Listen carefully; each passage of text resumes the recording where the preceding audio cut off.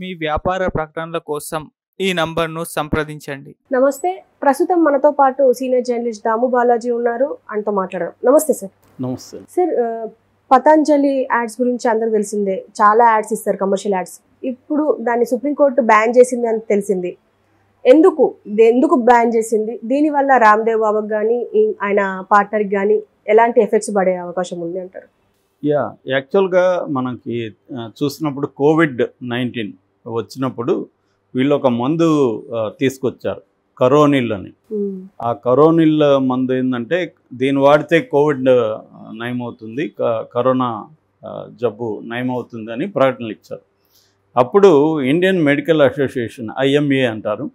ఈ IMA బేసిక్గా allopathy డాక్టర్స్తో కూడుకున్న యూనియన్ అన్నమాట, అసోసియేషన్. వీళ్ళు కోర్టులో పిటిషన్ వేశారు, ఇది రాంగు, డైవర్ట్ చేయడమే, దీనికి ఏ రకమైన ప్రూఫ్ లేదు అని వాళ్ళు వేసినప్పుడు తీసేయమని కోర్టు చెప్పింది.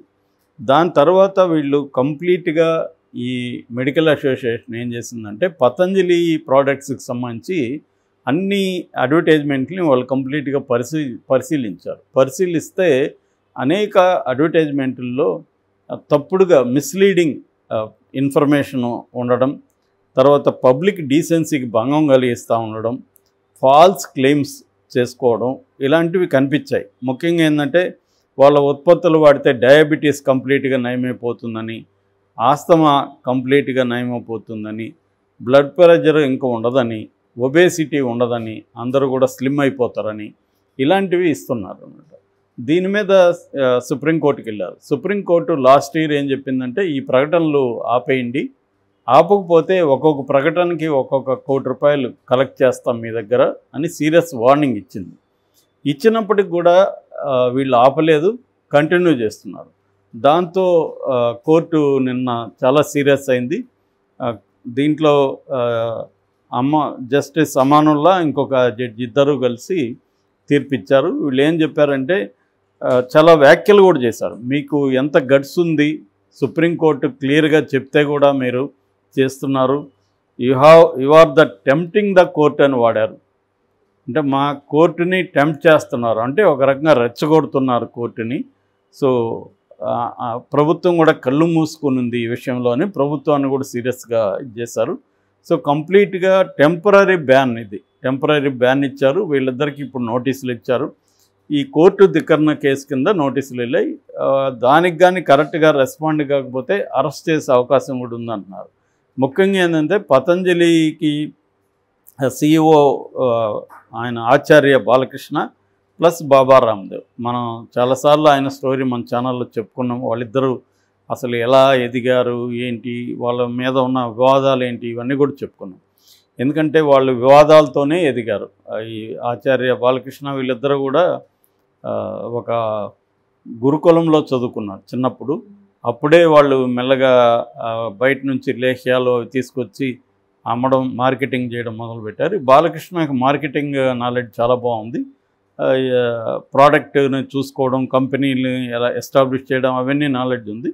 ఈయనకేమో పబ్లిక్లో ఎవరికి, రామ్దేవ్ బాబాకి యోగా గురువు కాబట్టి ఆయన పబ్లిక్లో తన వస్తువులను మార్కెటింగ్ చేయడం ఇది. దీనివల్ల కొంతమంది ప్రాణాలు పోయినాయి. తర్వాత కొన్ని గ్రామాలకి పొల్యూషన్ ఏర్పడింది. తర్వాత పనిచేసే కార్మికులకి సరైన శాలరీలు ఇవ్వలేదని వాళ్ళు గొడవలు చేశారు. అట్లాగే అందులో జంతు అవశేషాలు వాడుతున్నారు ఆ ప్రోడక్ట్స్లోనే, ఆ విమర్శలు వచ్చాయి. ఇలాగా ఎప్పటి నుంచో వీళ్ళ మీద వివాదాలు ఉన్నాయి ఆ ప్రోడక్ట్స్ మీద.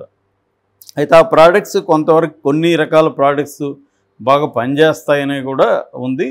అది ఇప్పుడు ఏమైపోయిందంటే సందుకు కూడా వాళ్ళ బ్రాంచెస్, తర్వాత అవుట్లెట్స్ వచ్చేసాయి. అయితే దీన్ని అనేక చట్టాలు ఉన్నాయి మన దేశంలో, కంపెనీలకు సంబంధించి కానీ, అడ్వర్టైజింగ్కి సంబంధించి కానీ. ప్రధానంగా దాదాపు ఒక 9 రకాల చట్టాలు ఉన్నాయి. బేసిక్గా ఏంటంటే ASCI అంటారు, advertising standard council of India. ఇది వచ్చేందంటే వాళ్ళ సెల్ఫ్ రెగ్యులేటరీ బాడీ.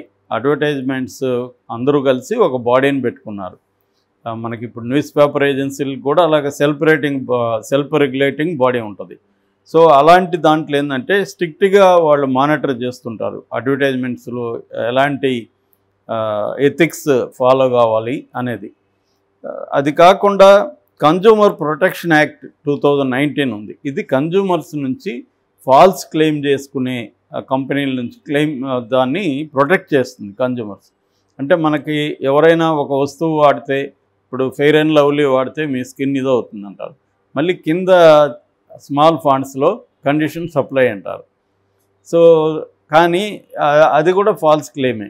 దాన్ని వాడడం వల్ల ఎవరు ఏమీ తెల్లగా కారు, కానీ తెల్లగా అవుతామేమో అన్న ఒక దీంతో వాడుతూ ఉంటారు రెగ్యులర్గా. దానివల్ల కొన్ని రకాల ప్రోడక్ట్స్లో క్యాన్సర్ కారకాలు కూడా ఈ బ్యూటీ ప్రోడక్ట్స్లో ఉంటాయి. ఇవన్నీ ఈ చట్టం ఇచ్చేస్తుంది. తర్వాత monopolies and restrictions trade practices MRTP act, ఇది 2002లో వచ్చింది. సో ఇది కూడా ముఖ్యంగా ట్రేడ్ ప్రాక్టీసెస్ కరెక్ట్గా ఉన్నాయా లేదా అనేది చెక్ చేస్తుంది. ఇక 4వది ఇంటలెక్చువల్ ప్రాపర్టీ రైట్స్. అంటే ఏదైనా వాళ్ళు వేరే వాళ్ళు కనిపెట్టిన దాన్ని వీళ్ళు వాడడం, వేరే వాళ్ళకి హక్కు ఉన్నదాన్ని వీళ్ళు యూజ్ చేసుకోవడం, ఇటువంటి వాటిని ప్రొటెక్ట్ చేయడానికి ఇది వచ్చిందన్నమాట.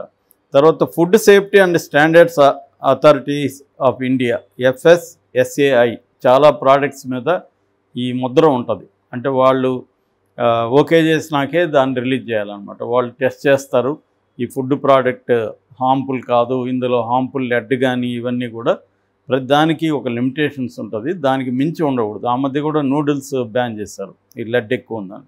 అదంతా కూడా ఇది చూస్తుంది అనమాట. అట్లాగే central board of film certification, CBFC, censor board అని సింపుల్గా అంటుంటారు. ఇదేంటంటే విజువల్ యాడ్స్కి సంబంధించి వీళ్ళు సర్టిఫై చేయాలి. వీళ్ళకి ఏంటంటే సినిమాటోగ్రఫీ యాక్ట్ 1952 ఉంది, ఆ యాక్ట్ కింద వీళ్ళు దీన్ని పరిశీలిస్తారన్నమాట.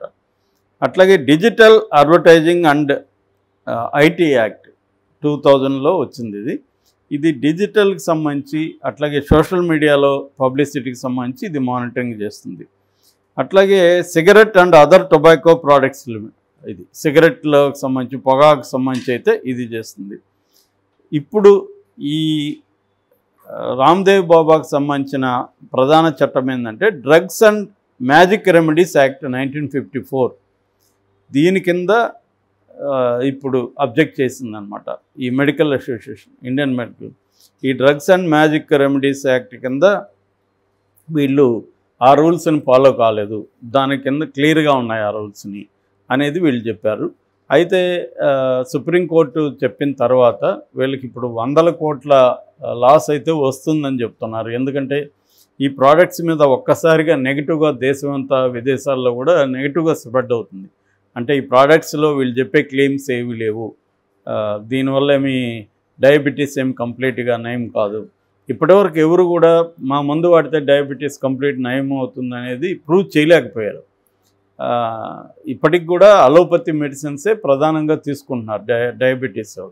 ఆల్టర్నేటివ్ మెడిసిన్ ఆయుర్వేదం, హోమియో ఉందని అనుకున్నా కూడా అది ప్రధానంగా పనిచేయట్లేదు. ఇప్పటికీ డయాబెటీస్ టైప్ 1 వాళ్ళు ఇంజెక్షన్ వేసుకుంటున్నారు, టైప్ 2 వాళ్ళు ట్యాబ్లెట్స్ వేసుకుంటున్నారు, మిగతా లైఫ్ స్టైల్ చేంజెస్ చేసుకుంటున్నారు. అట్లాగే ఆస్తమా ఇక్కడ చేప మందుకు కూడా ఎంతమంది వస్తున్నారు అంటే దానికి కూడా మందు లేదు, దాన్ని మేనేజ్ చేసుకోవాలి తప్ప కంప్లీట్గా క్యూర్ అనేది లేదు. ఇప్పటికీ క్యాన్సర్లలో కొన్ని రకాల క్యాన్సర్లు కంప్లీట్ క్యూర్ లేదు. అట్లాగే హార్ట్ అటాక్, బ్రెయిన్ స్ట్రోకులు కంప్లీట్గా నిరోధించే మెడిసిన్ ఏమీ లేదు. ఇవన్నీ ప్రివెంటివ్గా తీసుకోవాలి తప్ప అంతకంటే ఏం లేదు. సో ఈ కాంటెక్స్ట్లో వీళ్ళు ఎలా క్లెయిమ్ చేసుకోవడం అనేది తప్పు అనేది ఇవాళ వచ్చింది. ఇది నిజంగా చర్చ జరిగితే మంచిదే. నిజానికి ఇది ఎప్పుడొచ్చిందో ఆల్రెడీ హిందూ బ్యాచ్ భక్తులు స్టార్ట్ చేశారు, సుప్రీంకోర్టు మీద కూడా బురద జల్లడం మొదలుపెట్టారు. వాళ్ళు ఏమడుగుతున్నారంటే కాంప్లాన్ చెప్తుంది హైట్ పెరుగుతారని, మరి అది కరెక్టా? తర్వాత సంతూర్ చెప్తుంది నా అందానికి సంతూరే కారణం, అది కరెక్టా? హార్లిక్స్ తాగితే ఎగ్జామ్లో మార్కులు వస్తాయని చెప్తారు, అది కరెక్టా? నెస్కేఫ్ తీసుకుంటే ప్రేమ వస్తుందని చెప్తారు, అది కరెక్టా? ఫెయిర్ అండ్ లవ్లీ వాడితే స్కిన్ తెల్లబడిపోతుంది అంటున్నారు, అది కరెక్టా అని వీళ్ళు ప్రశ్నిస్తున్నారు. ఖచ్చితంగా ఆ ప్రశ్నలు మంచివే. కానీ దాని మీద కూడా కోర్టుల్లో కేసులు వేసి దాని మీద కూడా వీళ్ళు చేయొచ్చు. అది చేయకుండా అంటే వాడు తప్పు చేశాడు కాబట్టి ఇది తప్పు కాదనడం అయితే కరెక్ట్ కాదు. ఎందుకంటే రామ్దేవ్ బాబా హిందూ ఫండమెంటలిజానికి హెల్ప్ చేస్తున్నాడు కాబట్టి హిందూ ఫండమెంటలిస్టులు అతన్ని సపోర్ట్ చేస్తున్నారు. కానీ ఇప్పుడు అతను మతం కోసం ఇంకొకరి కోసం సపోర్ట్ చేస్తే ఆ మతాన్ని నమ్మే వాళ్ళకి కూడా ఆ ప్రోడక్ట్స్ వాడితే డేంజరే కదా. అదేమి మతం ఏ మతస్థుడని ఏమి చూడదు కదా ఆ ప్రోడక్ట్ల యొక్క నెగిటివ్ ఎఫెక్ట్. కాబట్టి అన్ని రకాల అడ్వర్టైజ్మెంట్ల మీద కూడా నిఘా పెరగాల్సిన అవసరం ఉంది. కోర్టులు కూడా దృష్టి పెట్టాల్సిన అవసరం అయితే ఉంది.